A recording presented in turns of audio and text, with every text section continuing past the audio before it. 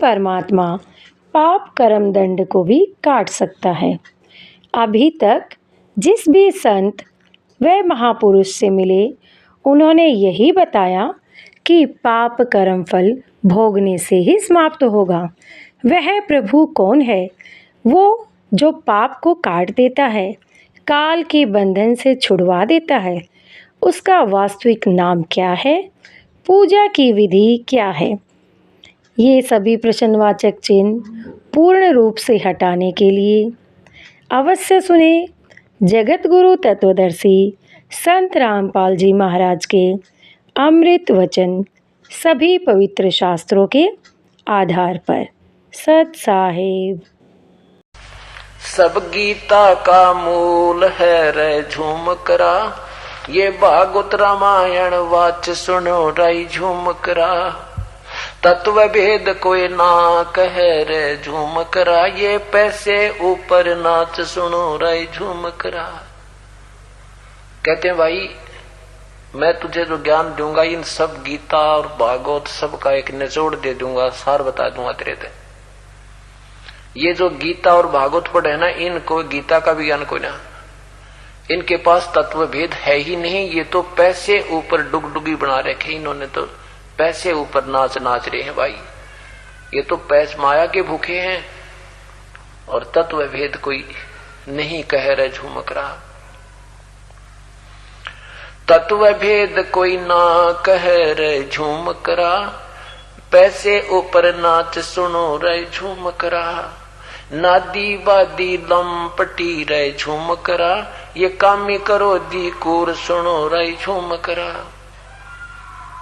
लालच नीच नकीब है रे झूम करा, जिनसे साही दूर सुनो रे झूम करा।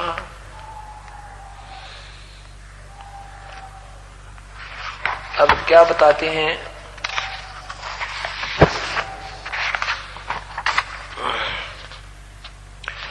पूरब देश हमार है रे झूमकरा, कोई न जाने वेद सुनो राई झूमकरा। अनहद जंग बजावहीं रे झूमकरा, वो है जिंदा जगदीश सुनो राई झूमकरा। सिर मेरे सिर पर साहेब सत्य है रे झूमकरा, वो यहाँ आया विश्वे बीस सुनो राई झूमकरा। कि मुझे वो मिला परमात्मा साकार रूप में, और वो परमात्मा पूर्ण ब्रह्म है, सारी सृष्टि का रचनहार है।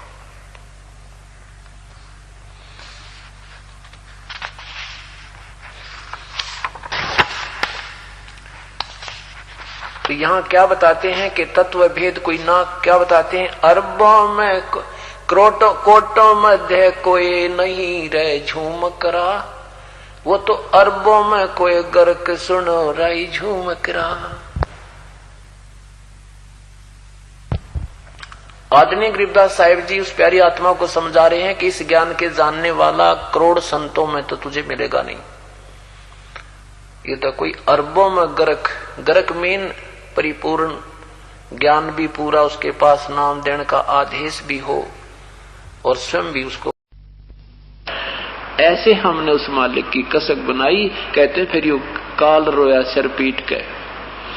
जब हमारा ऐसा वियोग बनेगा उस मालिक, ऐसा परमात्मा के अंदर एक ऐसा वैराग बनेगा, उसकी ऐसी तरफ बनेगी, फिर संसारिक सुख यहाँ की कोई भी चीज आपने कति नहीं सुहावे, जो उसकी तरफ में हमारी आत्मा लग जाएगी।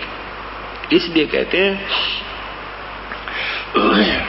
उस परमात्मा दिव्य दृष्टि खुली हमारी, सार शब्द से टोया वो। गरीबदास गायत्री लापी, शीस पीट जम रोया वो। फिर यू काल सिर पीट रहा अपना कि किसी लालच में भी ना आते, इनको सेठ बना दूं, इनको न्यू कर दूं, इनको धन दे दूं, पृथ्वीपति बना दूं, स्वर्ग का राजा बना दूं। कहते हैं ये सुनते नहीं हमारी। कहते हैं फिर यो शीस पीट जम रोया वो, यू काल सिर कूट कर रोया। आगे क्या बता रहे हैं? खान पान कुछ करदा नहीं है महबूब अचारी वो, कौम छतीस रीत सब दुनिया सबसे रहे विचारी वो। बेपरवाह साहन पति साहम जिन ये धारणा धारी वो अंतोला अनमोला देव करोड़ी लाख हजारी वो। कहते हैं ये और भगवान तुम्हारे ब्रह्मा विष्णु महेश तो आपको मैयर करके देते हैं कि तुम्हारा इतने रुपये बनाई से एक ना पैसा फालतू नहीं दे सकते। ये तो उस परमात्मा के कैशियर समझो जो आपकी तनख्वाह बनकाएगी, गिनकर चोर नहीं दे देंगे, इससे ज्यादा कम नहीं कर सकते। और वो राजा चाहे तो अपने कुछ कितना दे सकता, उसके कोई हाथ नहीं पकड़ सकता। तो ऐसे उस परमेश्वर के बारे में बताते हैं पूर्ण ब्रह्म के विषय में वो कितना समर्थ है।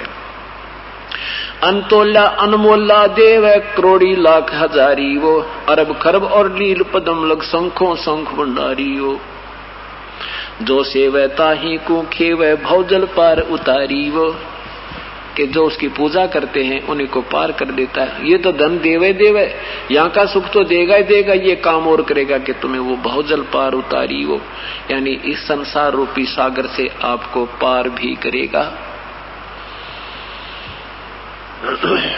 सुरत नृत गल बंधन डोरी पावे बिरहज अजारी वो ब्रह्मा विष्णु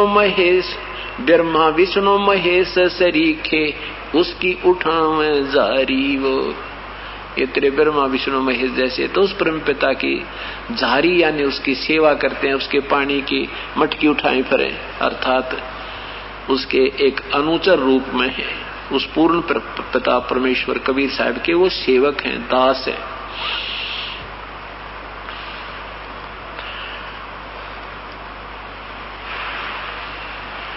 सुरत नृत गल बंधन डोरी ब्रह्मा विष्णु महेश्वरी के ताही उठावे झारी वो शेष सहस मुख करे बिनती हरदम बारंबारी वो शब्द अतीत अनाहद पद है ना वो पुरुष न नारी वो सूक्ष्म रूप स्वरूप समाना खेल अदर अदारी वो जाको कहे कबीर जुलावा सकल सृष्टि से न्यारी वो गरीबदास शरणागत आए साहेब लटक बिहारी वो जाको कहें कबीर जुलाहा वो रची सकल संसारी वो गरीबदास शरणागत आए साहेब लटक बिहारी वो।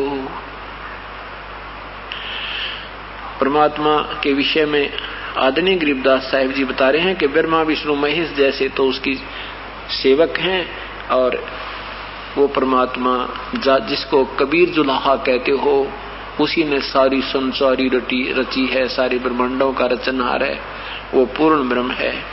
और गरीबदास शरणागत आए साहेब लटक बिहारी हो।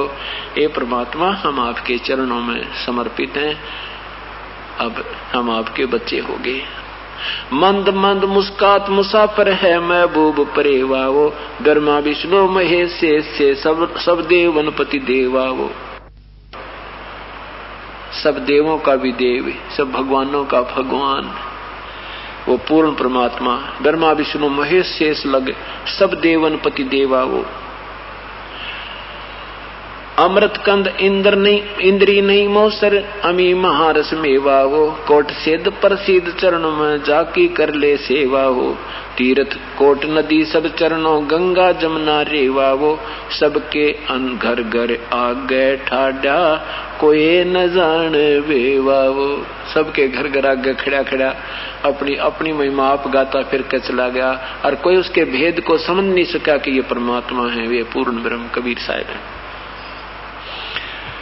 तीर्थ कोट नदी सब चरणों गंगा चमना रेवा वो सबके घर दर आगे ठाडा कोई न जाने भेवा वो रिंचक सा पर पंच बर्या है अवगत अलख अभेवा हो समर्थ दाता कबीर धनी है और सकल है लेवा वो समर्थ दाता कबीर धनी है और सकल है लेवा वो। जैसे परमेश्वर ने श्री गोरखनाथ जी से कहा था कि तेरा ज्योत स्वरूपी अलख निरंजन ये भी डरता ध्यान हमारा, ये भी मेरे से ही मांगता है अपना साधना करके। पवित्र गीता जी अध्याय नंबर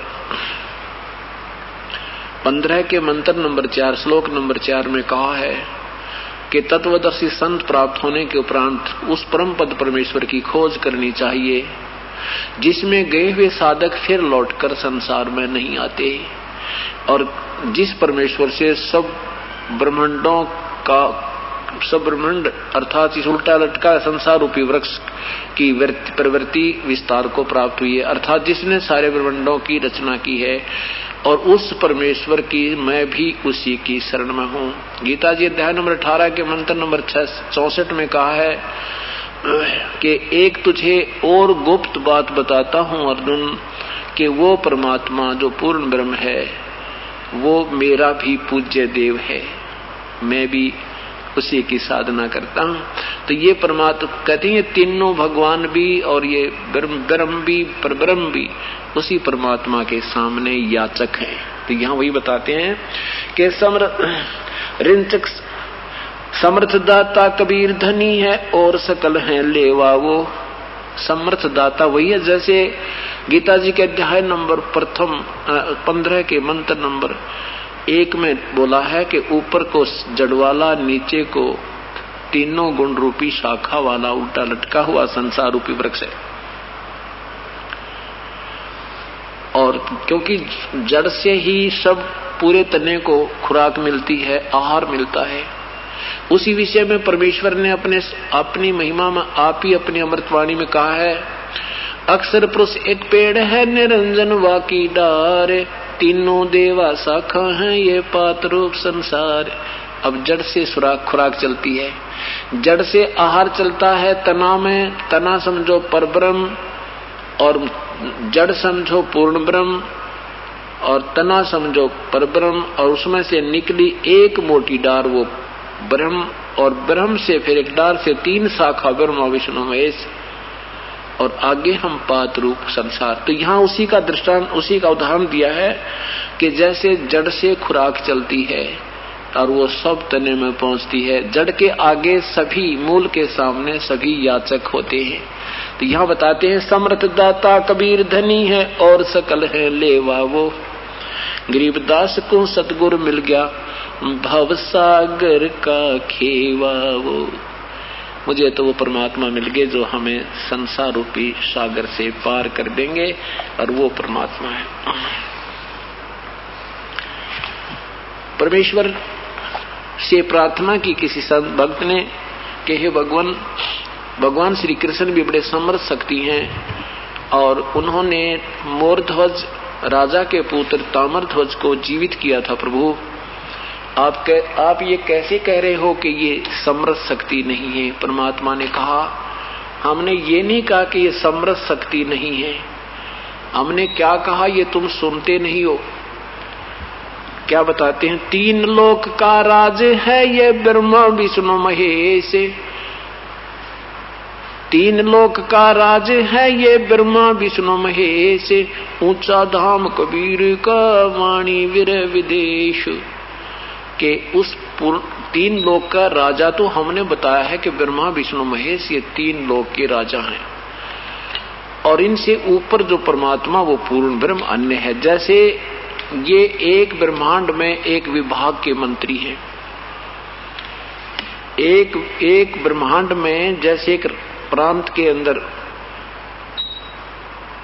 मंत्री होते हैं और मुख्यमंत्री होता है। मंत्रियों का एक विभाग होता है, उसमें उतनी शक्ति होती है कि विभाग के वो मालिक होते हैं, लेकिन वो पूरे राष्ट्र के मालिक नहीं होते। आप इतनी ही गलती कर रहे हो कि आप एक प्रांत के मंत्री को और तुम राष्ट्र प्रधानमंत्री की शक्ति से तुलना करते हो कि ये समर्थ है। हम ये कहते हैं ये प्रधानमंत्री नहीं है, ये एक मंत्री है, विभाग का मंत्री है, इसकी इतनी पावर है। और इनसे पूछ लो अगर तुम्हारा कभी मेल हो जावे तो। कोई झूठ नहीं बोला करते देवगण।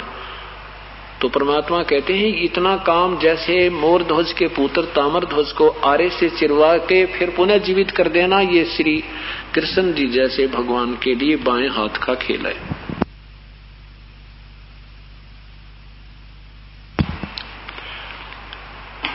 क्योंकि मोरध्वज के पुत्र ताम्रध्वज के श्वास शेष थे, आयु शेष थी, और उन्होंने जाकर के अपनी समर्थता का प्रमाण अर्जुन को देना था। और अर्जुन का भ्रम निवारण करना था कि वो कह रहा था कि मेरे जैसी आपकी सेवा कोई नहीं कर सकता, मैं आपका बहुत सेवक हूं। तब भगवान ने दिखाना था कि सेवक तो अर्जुन तूने देखे नहीं है।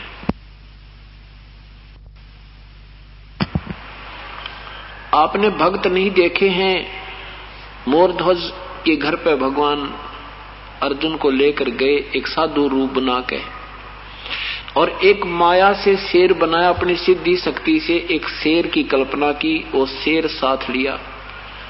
अब वो शेर कौन था, यही खेल आप समझ में आ जाएगी ना, फिर यह पीएचडी हो जाएगी आपकी। आदरणीय गरीबदास साहब जी कहते हैं, श्री कृष्ण तो रावल बने वो सतगुरु संग शरीर। श्री कृष्ण तो एक साधु बने, और शेर माया जो बनाई कल्पना की अपनी सिद्धि से, तो परमात्मा पूर्ण ब्रह्म शेर रूप धार के उनके संग हो लिया। अब क्योंकि आप और हम भगवान श्री कृष्ण को सुप्रीम पावर मान के, सर्वशक्ति मान करके हम इतने प्रभावित हो चुके हैं कि अब वास्तविक ज्ञान को भी बहुत देर से स्वीकार करेंगे, लेकिन हो जाएगा। पहले वाला ज्ञान भी हमने ऐसे सुना करके रट्टे ला के सुना, और उस पर हम आरूढ़ हो गए थे। इसी प्रकार इस ज्ञान पर भी हम आरूढ़ हो जाएंगे और बिल्कुल प्रमाण के साथ हो जाएंगे। तो पूर्ण परमात्मा ने स्वयं वहां शेर का रूप बनाया था। अभी आपको बताया था कि जैसे सूर्य से सब की शक्ति से सोलर ऊर्जा जो बनती है, वो उसके बिना उसका कोई भी कार्य नहीं हो सकता।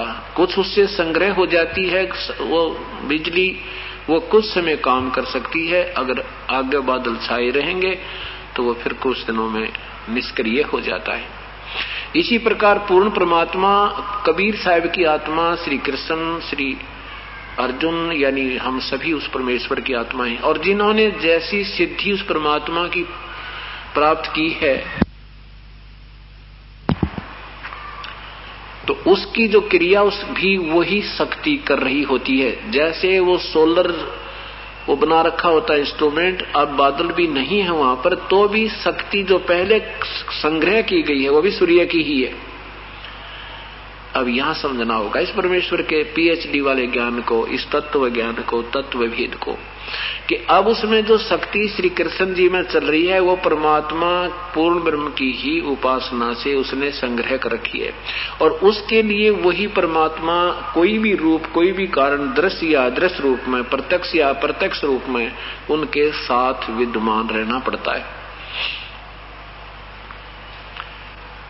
जहां पर परमात्मा की शक्ति का परीक्षण होना होता है, नहीं तो काल 1 मिनट में फेल कर दे इनको और भक्ति को इस पृथ्वी से उठा दे कति। जैसे एक समय हजरत मोहम्मद जी ने एक मरे हुए बकरे को अपना मंत्र बोल दिया, वो जीवित हो गया। अब हजरत मोहम्मद जी जो जिससे मुसलमान धर्म बना, मुसलमान धर्म का एक समुदाय बना, पवित्र समाज बना, उनके प्रवर्तक की कथा है, छोटी सी ये सुनाता हूं। तो उन्होंने ये हो गया कि तेरे अंदर शक्ति आ गई और तू बड़ा सिद्ध पुरुष हो गया, मुर्दे जीवित कर सकता है। अब जिनके सामने हजरत मोहम्मद जी ने उस मरे हुए बकरे को जीवित किया था, उन्होंने जगह जगह जाकर के प्रचार किया कि हमारे पीर जी ने ऐसे कर दिया, हमारे नबी जी ने एक बकरा जीवित कर दिया, लेकिन लोगों को विश्वास नहीं हुआ। तो भक्तजन आके कहने लगे, जी लोग मजाक उड़ाते हैं हमारा और कहते हैं ये सब तुम गपोड़ पेलते हो, झूठ बोलते फिरते हो। हजरत मोहम्मद जी ने कहा कि वो तिथि रख दी कि उस दिन हम गाय को बिस्मल करेंगे, शब्द से मारेंगे और जीवित करेंगे।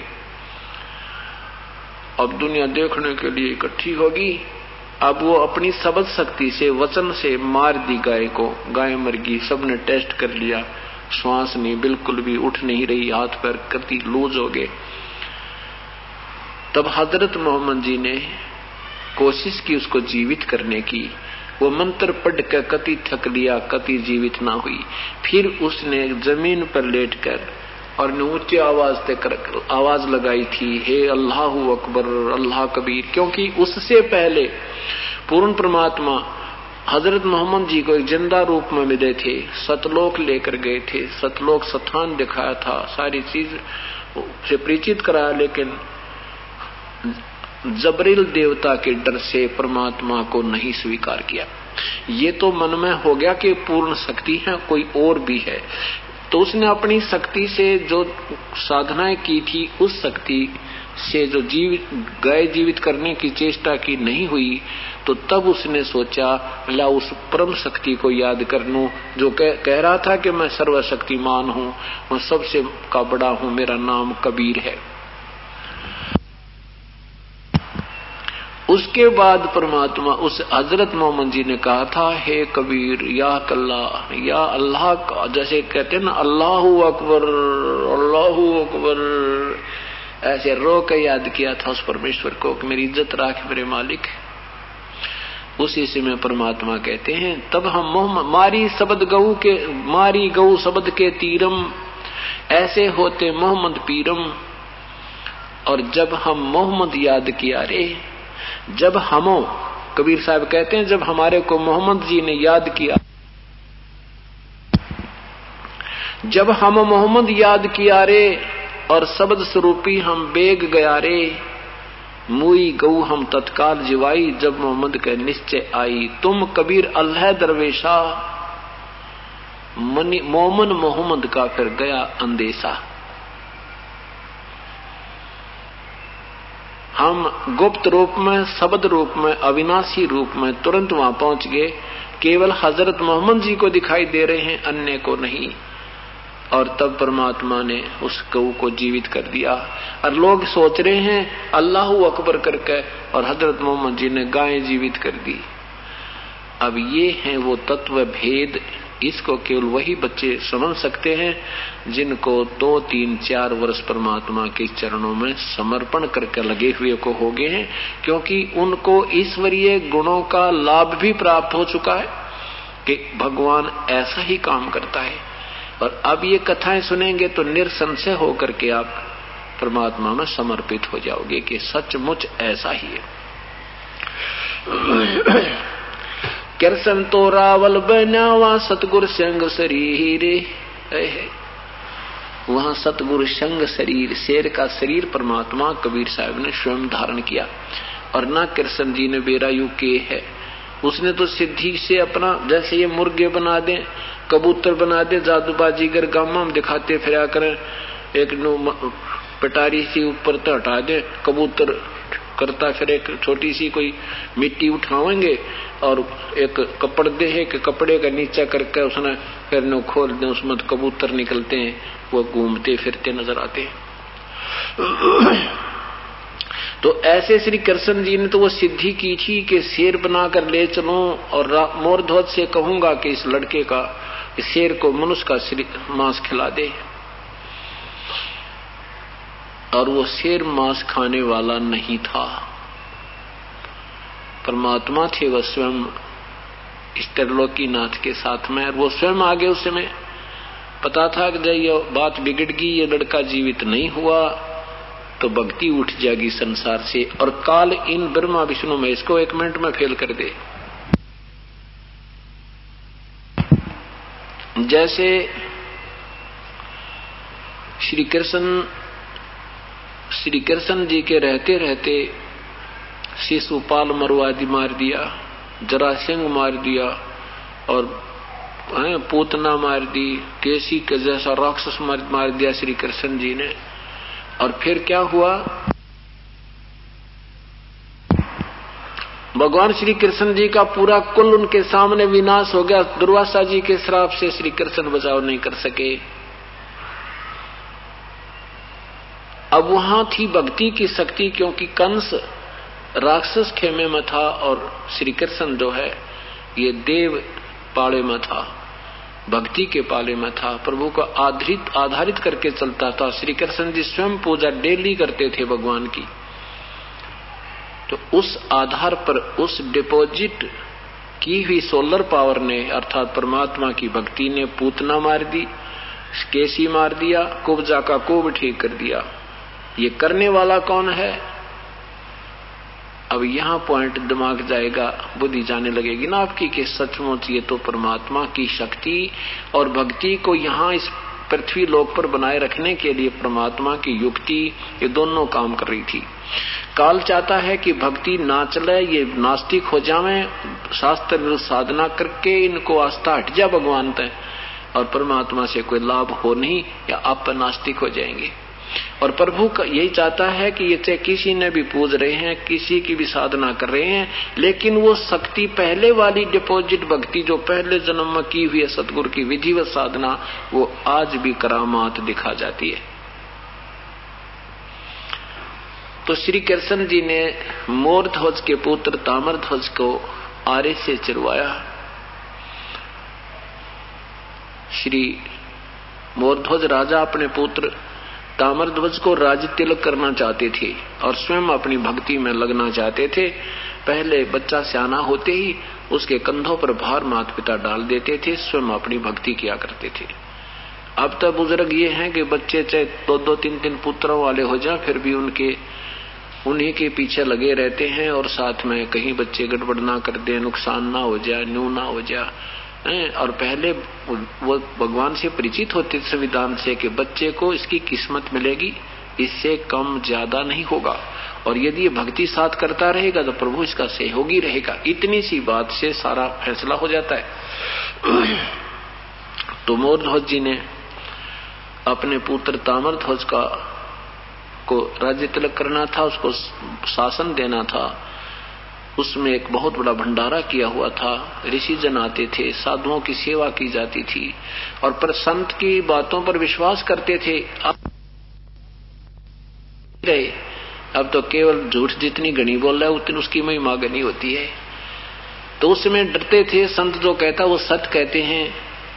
ऐसे जो ही श्री कृष्ण जी वहां पहुंचे शेर के समेत बाग में बैठ के जाके, तो लोगों ने को पता चला कि ऐसे ऐसे एक शेर समेत 2 साधु आए हैं।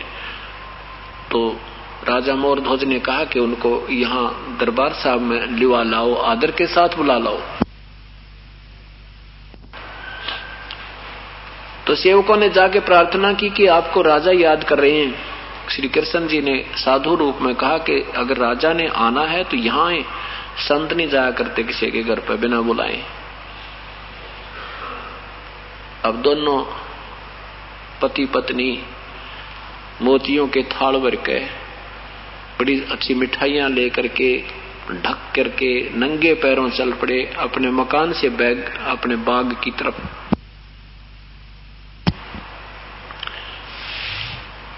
वहां जाके याचना की कि आप चलिए हमारे दर पे, हमारे घर पे चलिएगा। राजा के घर पे आ गए और कहा कि भोजन पाओ भगवान, हे महात्मा जी भोजन पाओ। श्री कृष्ण जी ने कहा कि पहले हमारा शेर भोजन खाएगा, हम पीछे खाएंगे, इससे पहले हम नहीं खाते। और कहते हैं जी ठीक है, शेर का आहार मंगा देते हैं, मांस मंगा। कहते हैं मांस खाता है, अकां जी मांस मंगा देंगे। कि एक बात सुनना, ये किसी भेड़ बकरी का मांस नहीं खाता, ये शेर मनुष्य का मांस खाता है। कहा मोरध्वज ने कहा जी मनुष्य का मांस मंगा देंगे। फिर श्री कृष्ण रूप साधु रूप में श्री कृष्ण जी ने कहा कि ये कहीं किसी पल्लेदार ने मरवा दे, ये ऐसा मांस नहीं खाएगा, तेरे परिवार के सदस्य का मांस खाएगा। अब उस यज्ञ में एक ऐसा संकल्प होता था, ऐसा एक विधान बना रखा था यज्ञ का कि संत जो मांगे खाने के लिए वही आहार नहीं दिया गया तो वो यज्ञ अपूर्ण हो जाती है, वो संपूर्ण नहीं होती। और संत रुष्ट हो जाते हैं तो भी यज्ञ संपूर्ण नहीं, पाप के भागी हो जाते हो। तो उसमें संत मांस नहीं खाते थे, सब्जी जो भी मांगते थे, कोई आहार फल छोटा मोटा ये मांगा करते थे, वो दे दिया करते थे। तो जो ही उसने कहा कि ये मांस खाएगा और किसी पल्लेदार का नहीं खाएगा, कहीं किसी नौकर न मरवा दे, तेरे घर के सदस्य का, तुम तीनों में से एक का मांस खाएगा। 3 ही घर के सदस्य थे, मोरध्वज और पिता मोरध्वज का पुत्र ताम्रध्वज और उनकी रानी मोरध्वज की पत्नी, ये 3 ही सदस्य थे। तो पत्नी कहती है कि मैं अपने शरीर का मांस शेर को खिला देती हूं, मेरा काम पूरा हो गया, तुम पिता पुत्र अपना शासन करो।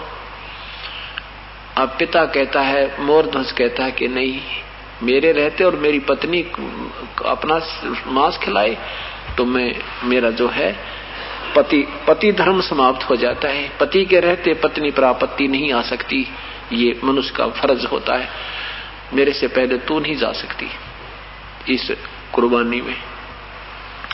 वही खड़ा खड़ा छोटा लड़का कहता है कि पिताजी, मैंने आपकी सेवा क्या करी है, अगर तुम दोनों में से भी कोई एक की मृत्यु होगी आज, तो मैं अपने जो है माता पिता की सेवा से वंचित रह जाऊंगा और मैं अपना शरीर शेर को देता हूं और मुझे ये कुर्बानी करने दो। तो मोरध्वज कहता है, बेटा मैं तो बूढ़ा हो गया, आप बालक हो और आप शासन करना, मैं अपना मांस देता हूं शेर को। तो कृष्ण जी कहते हैं, भाई तुम तो जाना ड्रामा कर रहे हो, तुमने जो है ना ये टाइम टालना है और कुछ नहीं, तुम्हारा काम इतना ही दिखा मैंने। तो तीनों हाथ जोड़कर, अब देखो वहां क्यों होड़ लगाई। श्री कृष्ण जी ने कहा था कि आज जो शेर के सामने जो शेर को अपना मांस खिला देगा अपने शरीर का, वो सीधा स्वर्ग जाएगा। अब तीनों लोभ करे तो ऐसा करे, लालच करे तो ऐसा करे। अब तीनों ने लोभ हो गया कि शरीर तो जाना ही है, आज ना 10 वर्ष 20 वर्ष 100 वर्ष के बाद इसको तो खत्म होना ही होना है, और इससे बड़ा सुअवसर कहां मिलेगा, आज शेर हमारा मांस खाकर हम स्वर्ग चले जाएं। स्वर्ग का, क्योंकि अभी तक स्वर्ग ही प्राप्ति बहुत कठिन थी और स्वर्ग प्राप्ति को ही यहाँ की अंतिम उपलब्धि मानी जाती थी। तो उसी समय रानी कहती है, मेरा दाव लग जा। अपनी अपनी बात बनाते, नहीं देखो जी मैं पतिव्रता औरत हूं और पतिव्रता औरत से पहले पति मर जावे तो मुझे क्या कहेंगे लोग, यानी इस तरह की बातें बनाओ कि मेरा नंबर आ जा, मैं मर जाऊं और मेरा नंबर परमात्मा पाने में यानी स्वर्ग जाने में आ जावे। तब श्री कृष्ण जी ने तो तीनों हाथ जोड़कर खड़े हो गए कि प्रभु आप फैसला कर दो, हमसे नहीं हो रहा। तब श्री कृष्ण साधु रूप में बैठे श्री कृष्ण जी ने कहा कि पिता पुत्र, माता और पिता दोनों अपने बेटे को अपने हाथ से 2 फाड़ करें, आरे से चीरें और फिर ये मांस खावे। और एक जब वो 2 बैठा दिया ना, लड़का नहा धोवा के और बैठा दिया चीरने के लिए, आरा दोनों तरफ से माता पिता पकड़ कर खड़े हो गए, धर दिया सिर पर बेटे कर दिया शुरू। फिर श्री कृष्ण जी ने कहा कि ये बायां तो फेंक देना, केवल दायां हिस्सा जो है ना राइट हैंड का, ये अंग, एक हाथ और एक पैर, ये शेर खाएगा, बायां नहीं खाता। अब इस बात से वो लड़का ताम्रध्वज रोने लग गया, आंखों में पानी आ गया।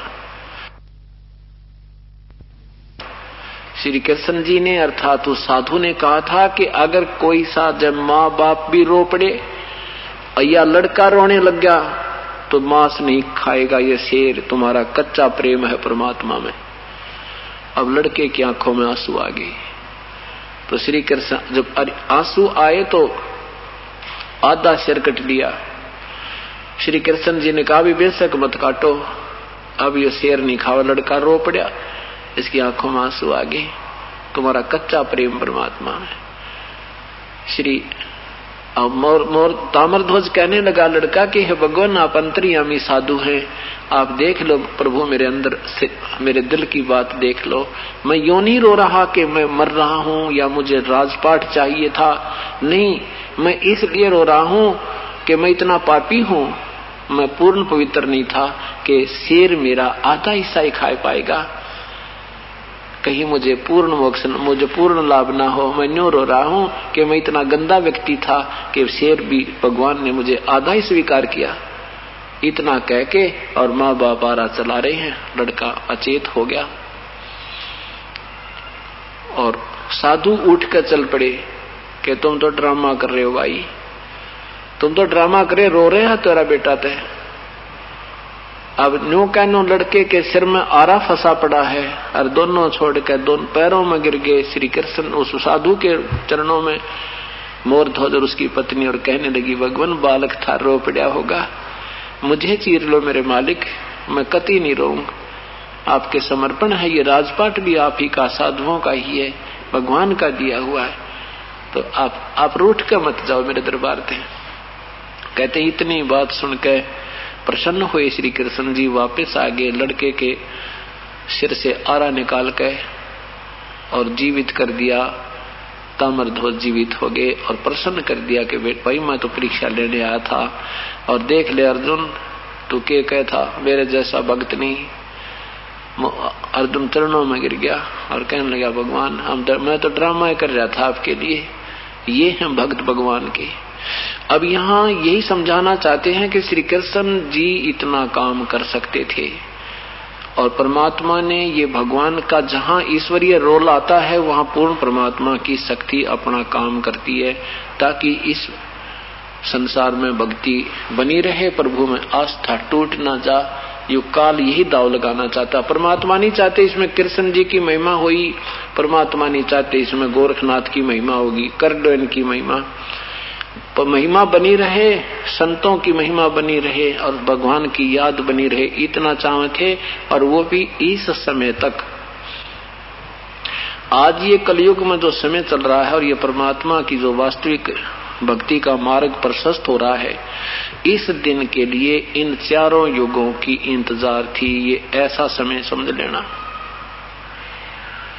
यहां तक परमात्मा की आस्था को लाना था, अब फिर पूरे संसार में परमात्मा की वही स्थिति आ जाएगी, जो ईश्वर के गुण होते हैं वो जन जन के हृदय में समाएंगे और बुराई छूटेंगी।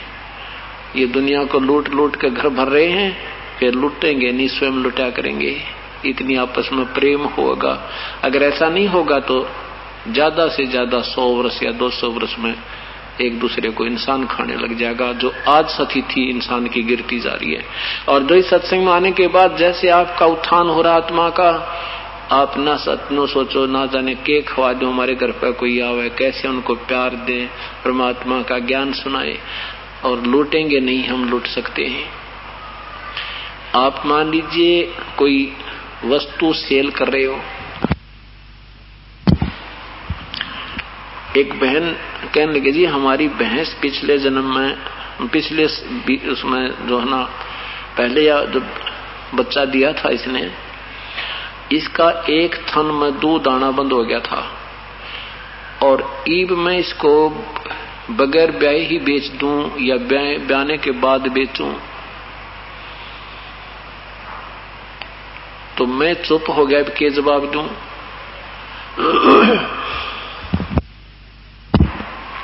तो उसका छोटा सा लड़का खड़ा था 12-13 साल का, ने बोला ना मम्मी ब्याने के बाद बेचेंगे, और नहीं तो धोखा हो जाएगा, दूसरा लेगा, उनके घर पे भी तो वो दूध नहीं देगी, उनको रानी हो जाएगी।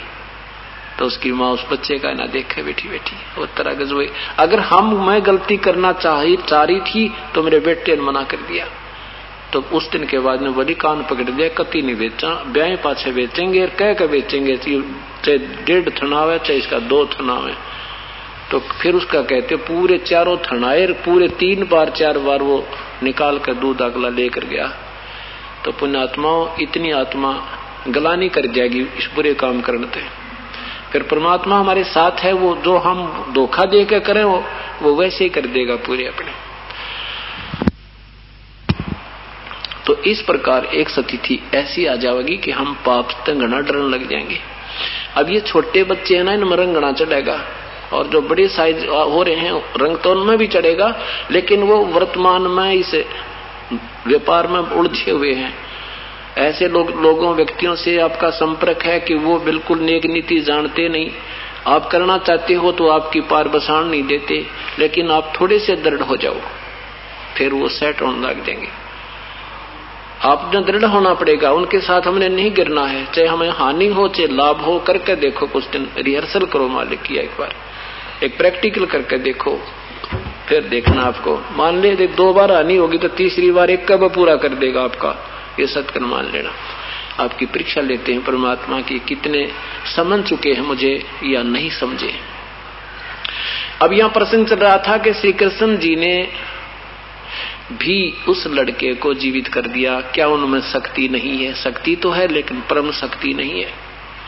ये इतनी शक्ति है कि वो उनका संस्कार जितना था, उस बच्चे की आयु शेष थी तो जीवित कर दिया, नहीं तो नहीं कर सकते। जैसे महाभारत के युद्ध में प्रथम दिन ही अभिमन्यु चक्रव्यूह में मृत्यु को प्राप्त हुआ, शहीद हो गया था।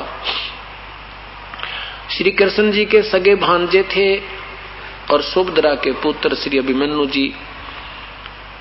श्री कृष्ण रो रहे थे, सुभद्रा रो रही थी, पांडवों का कुल नाश हो रहा था और संतान नहीं थी, और पांडव युद्ध में तैयार थे, ना बेरा मरेंगे या बचेंगे।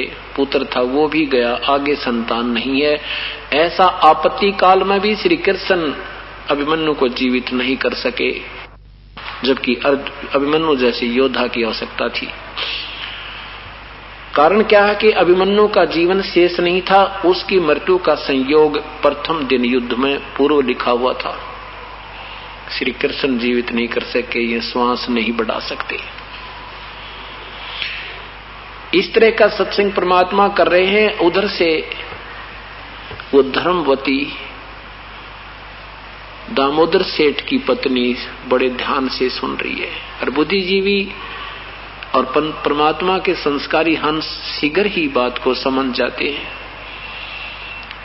अब धर्मवती का यह बात बिल्कुल समझ में आ गई कि हे परमात्मा, बहुत ही सही बात कही इन्होंने, तो न्यू की न्यू बातें। अब वहां क्यों नहीं भगवान जीवित कर सके? तो उस बहन ने, धर्मवती ने, दामोदर सेठ की पत्नी ने सतगुरु के चरणों में शीश रखा और कहा, प्रभु आपकी बच्ची को उपदेश दे दो। परमात्मा ने कहा, बेटी तुम बानीय हो और तुम देवताओं को ज्यादा ही महत्व देते हो। हमारी पूजा जो हम आपको देंगे तो उसके बाद कोई देवी देवता की पूजा आपने नहीं करनी होगी। क्या बताते हैं कि 100 वर्ष सतगुरु की पूजा, एक दिन आन उपासी, वो अपराधी आत्मा फिर पड़े काल की फांसी। 100 वर्ष तो सतगुरु की पूजा, और एक दिन आन उपासना, अन्य देव देवता की पूजा, किधर झाड़ा लुआ ली हो या बेज जड़वा ली, किसी प्रकार का भी कोई उपासना कर दी या श्राद्ध निकाल दिए या किसी देवी देवता की पूजा के निमित्त कुछ बोल दिया या उसका कोई मंत्र जाप कर लिया किसी स्वार्थवश, तो पहलड़ी जो पूजा थारी कति खत्म हो जाएगी। अब उस धर्मवती ने एक प्रार्थना की, प्रभु मेरी आत्मा चाहती है कि मैं आपसे उपदेश लूं, लेकिन परमेश्वर मेरे सामने एक बहुत बड़ी समस्या है। प्रभु ने कहा कि क्या समस्या बेटी?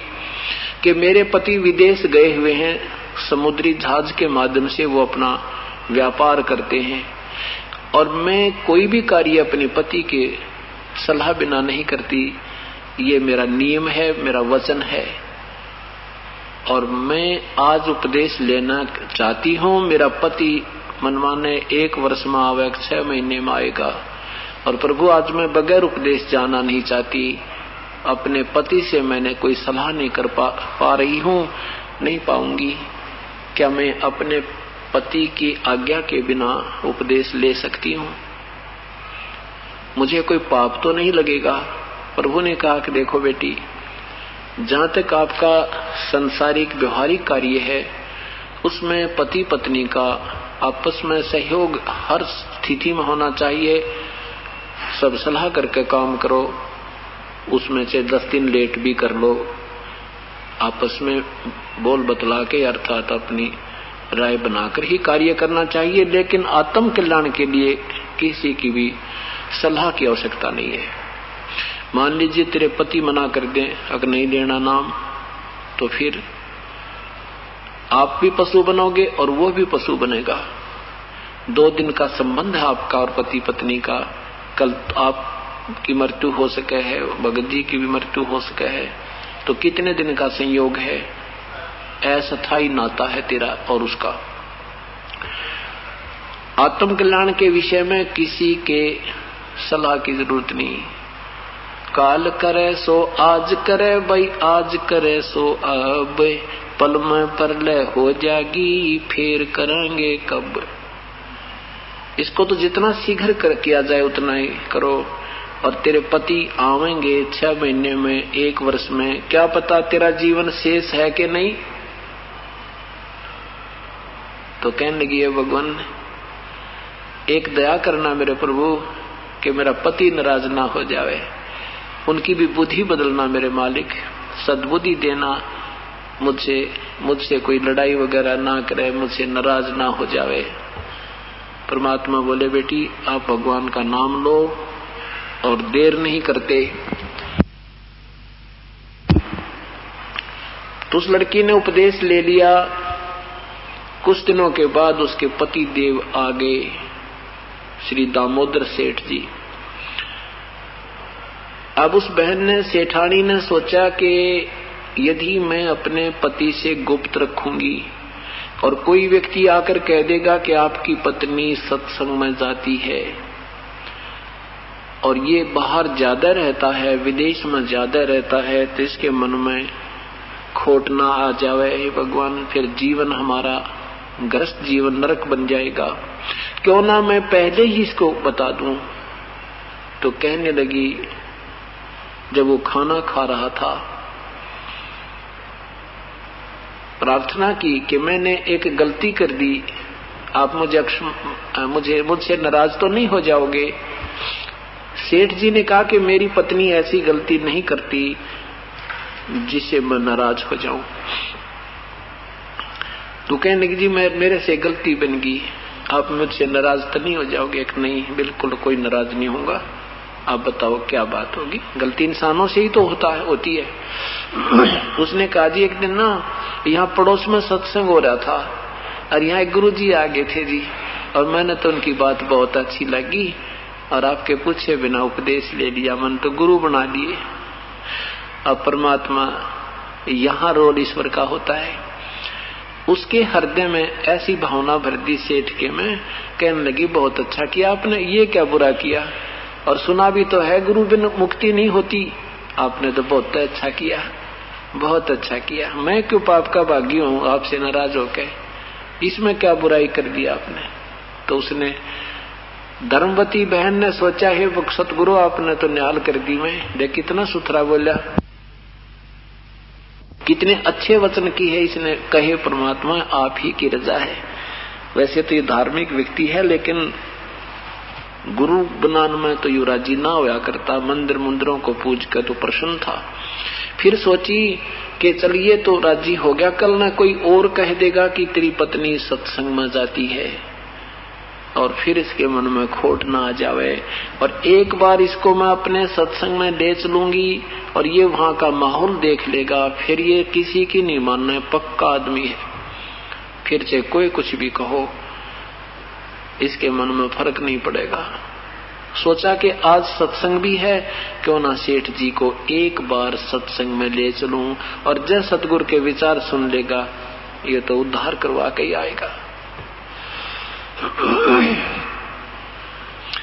कुछ खामोश, कुछ देर चुप रह करके कहा, जी आज एक प्रार्थना मेरी आपसे।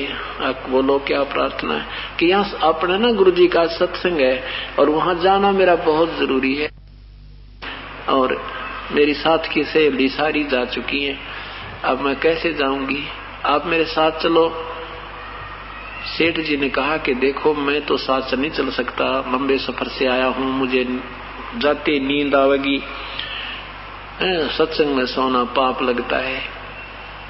वह धर्मवती कहने लगी ना, आप सत्संग सुनो, इतना सुन लियो, नहीं पीछे से बैठकर सो जाइयो, गुरुजी कुछ ना कहते। काफी जब कहा, कहने लगी जी कोई मेरी सहेली होती तो मैं चली जाती, वह सारी चली गई। मैंने आपके आने करके ना उनसे कहा कि मैं फिर आऊंगी। अब सेठ ने सोचा भाई चलो ये बेचारी आत्मा दुख पाओगी इसकी, चल पड़ता हूँ। कहा ठीक है मैं चल पड़ूंगा, सुनूंगा, इतना सत्संग सुनूंगा नहीं, मैं बाहर की गली में बैठ कर सो लूंगा। अब सेठानी को पता था एक बार चला गया तो आधी नींद इसको, क्योंकि बहुत पुण्यात्मा है। और पहले वो धर्मवती जब भी जाती थी सतगुरु से यही याचना करती थी, परमात्मा अपने भगत को शरणों में लेना, बहुत अच्छी आत्मा के हैं हे परमात्मा, वो भी बहुत गणे पुजारी हैं, सब देवताओं की पूजा करते हैं और अच्छी आत्मा बहुत है मालिक, यही याचना करती थी।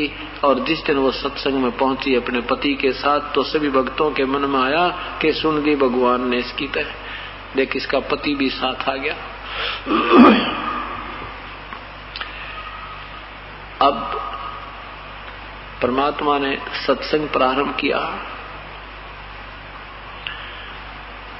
और समझाने लगे, भाई और बात तेरे काम न आवे, तू संतों शरण लाग रे, के सोवे गफलत में बंदे, जाग रे जाग जाग नर जाग रे, और बात तेरे काम न आवे, तू संतों शरण लाग रे, के सोवे गफलत में बंदे।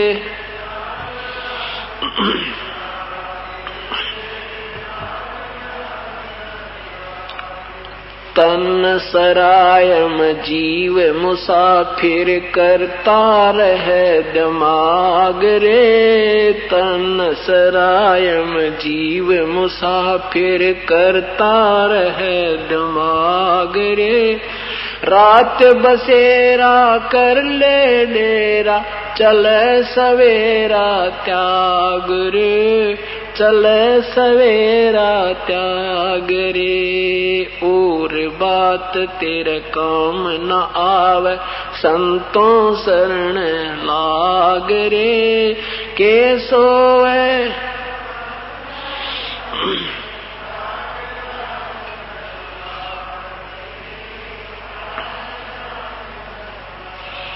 उमदा चोला बड़ा अनमोला, लगे दाग पे दाग रे, उमदा चोला बड़ा अनमोला, लगे दाग पे दाग रे, दो दिन की गुजरान जगत में क्यों जले बरानी आग रे, जले और बात तेरे काम न आवे, संतों शरण लाग रे, के सोवे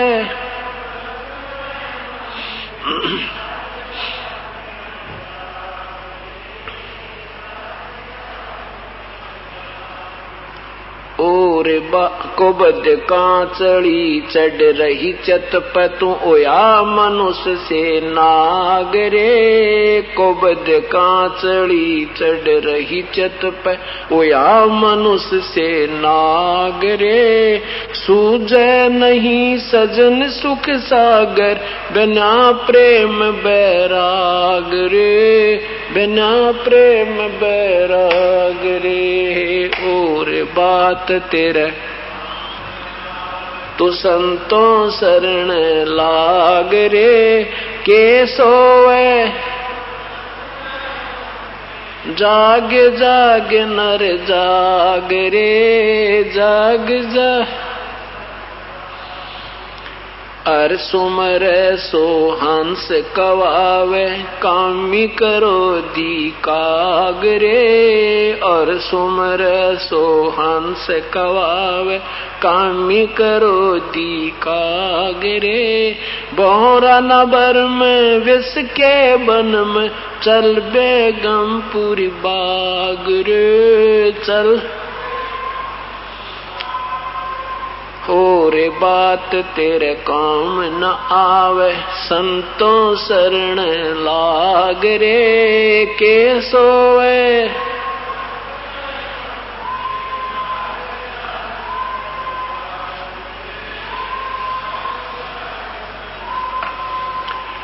शब्द सेन सतगुरु की पहचानी पाया अटल सुहाग रे। शब्द सेन सतगुरु की पहचानी पाया अटल सुहाग रे। नितानंद महबूब गुमानी परगट पूर्ण बाग रे परगट पूर्ण बाग रे। और बात तेरे काम न आवे संतों शरण लाग रे के सोवे गफलत में बंदे। हे जागे जागे नर जाग रे सत साहिब। परमात्मा ने सत्संग सुनाया कि मनुष्य जीवन पूर्ण परमात्मा की भक्ति के लिए ही जीव को प्राप्त हुआ है। जो परमात्मा की भक्ति नहीं करते, चाहे यहाँ करोड़पति हो जावें, चाहे अरबपति हो जावें, चाहे खरबपति हो जावें, परमात्मा क्या बताते हैं? मन तू बसरे सुख के सागर जहाँ शब्द सिंधूरत नागर। मन तू सुख के सागर बसरे भाई और न ऐसा जसरे। सर्व सोने की लंका होती रावण से रणधीरम। एक पलक में राज विराजी जम के पड़े जंजीरम। मन तो सुख के सागर बसरे। सुख सागर कौन सा होता है? वो सत्यलोक। इस स्वर्ग से भी ऊपर, महास्वर्ग से भी ऊपर, असंख्य स्वर्गों से भी ज्यादा जिसमें सुख सुविधाएं हैं, वो अमर स्थान, वो सत्यलोक, जहां जाने के बाद इस आत्मा को पुनर्जन्म नहीं होता। गीता जी के अध्याय नंबर 15 के मंत्र नंबर 4 में लिखा है कि परम तत्वदर्शी संत की प्राप्ति के उपरांत उसके बताए अनुसार साधना करके उस परम पद परमेश्वर की खोज करनी चाहिए, जिसमें गए हुए साधक फिर लौटकर पुनः संसार में नहीं आते, उनकी फिर जन्म मृत्यु नहीं होती। और जिस परमेश्वर से सारे ब्रह्मांडों की रचना हुई है और गीता बोलने वाला परमात्मा कह रहा मैं भी उसी की शरण में हूँ।